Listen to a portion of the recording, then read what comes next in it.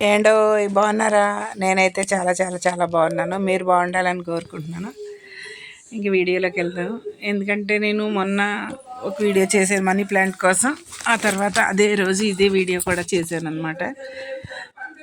Jade plant చూసారా? చిన్న కొమ్మలో పెట్టాను.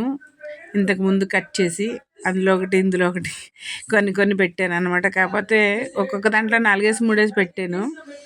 కాకపోతే అవి ఒక్కొక్క దాంట్లో ఒక్కొక్కటి రెండు రెండు బతికి అవి అన్ని కుండీలు వేస్ట్గా ఉంటున్నాయి అందుకేసి ఇంకా అన్నిటిలో కలిపి ఒక దాంట్లో పెడదామని కుండీకి కూడా చాలా బాగుంది. జేడ్ ప్లాంట్కి బాగా సూట్ అవుతుంది అనేసి ఈ కుండీలో పెట్టాను అనమాట.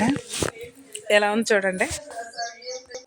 ఇది వాటర్లో పెంచుతున్నానండి. నా దగ్గర ఇదే ప్లాంట్ వెనకాల చూడండి, చాలా బాగుంది. అది మట్టిలో పెట్టాను అన్నట్టు పెద్ద కుండీలోని, కానీ పెద్ద పెద్ద ఆకులు వచ్చినాయి. ఎలాగన్నా మట్టిలో పెట్టింది వాటర్లో పెంచేదానికి ఎంతన్నా తేడా ఉంటుంది కదండి.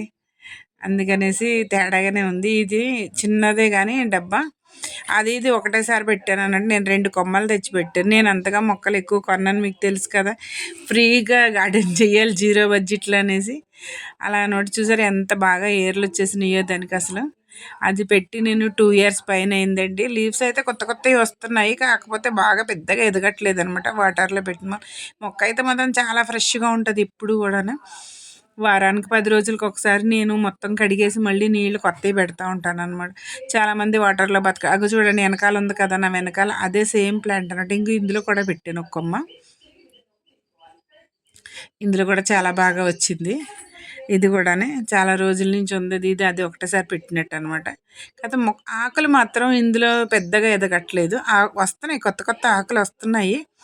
ప్లాంట్ అయితే ఎదుగుతుంది, కాకపోతే మట్టిలో పెట్టిన ప్లాంట్కి వాటర్లో పెట్టిన ప్లాంట్కి చాలా తేడా ఉంది. కాకపోతే వాటర్లో పెట్టిన ప్లాంట్ అంత బాగా అయితే ఎదగట్లేదు, కానీ అయినా బాగుంది. ఎందుకంటే ప్లేస్ లేని వాళ్ళకి పెంచుకోవచ్చు వాటర్లో కూడానే, కానీ మట్టిలో పెట్టినంత బాగా అయితే గ్రోతింగ్ ఉండదని నేనైతే అంటున్నాను. ఎందుకంటే నేను చూశాను కాబట్టి, నేను పెంచుతున్నాను కాబట్టి వాటర్లో పెంచుతున్నాను.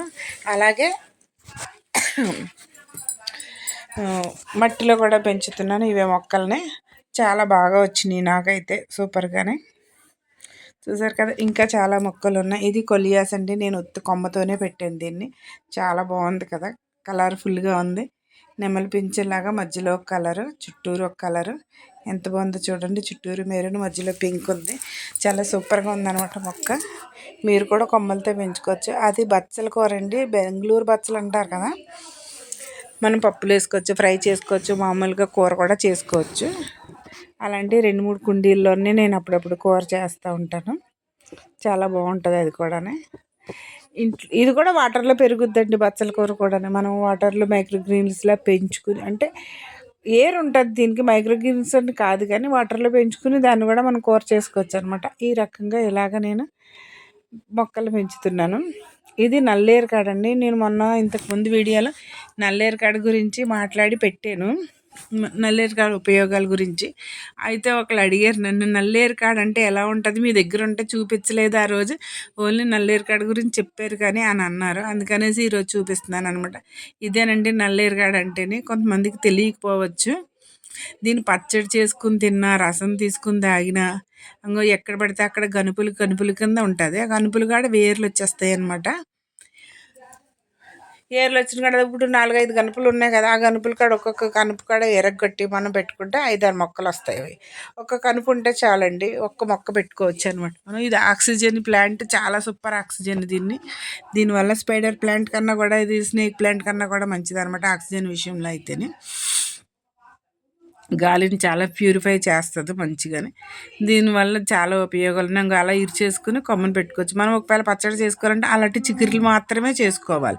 ఇలా మొదలు చేసుకున్నాం అనుకోండి, మన నాలుకంతా దురదొచ్చేస్తుంది.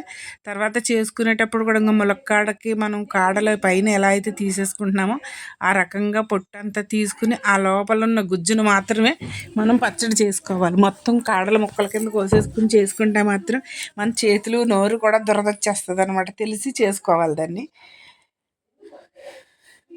తెలియకుండా మాత్రం మొత్తం అంతా వేసుకుని చేసుకుని ముదరకాళ్ళు అస్సలు చేసుకోకూడదండి. లేతను పైన 2-3 కనుపులు ఉన్న వరకే చేసుకోవాలి.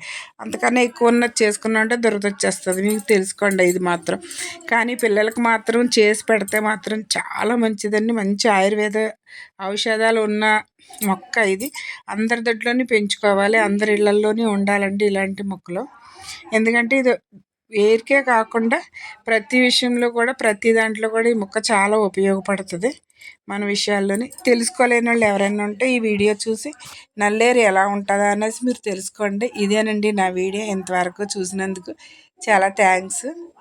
ఎవరైనా సరే నా వీడియోని చూసిన వాళ్ళు నచ్చితే లైక్ చేయండి, షేర్ చేయండి, సబ్స్క్రైబ్ చేసుకోండి ప్లీజ్. థ్యాంక్ యూ అండి. Thank you very much.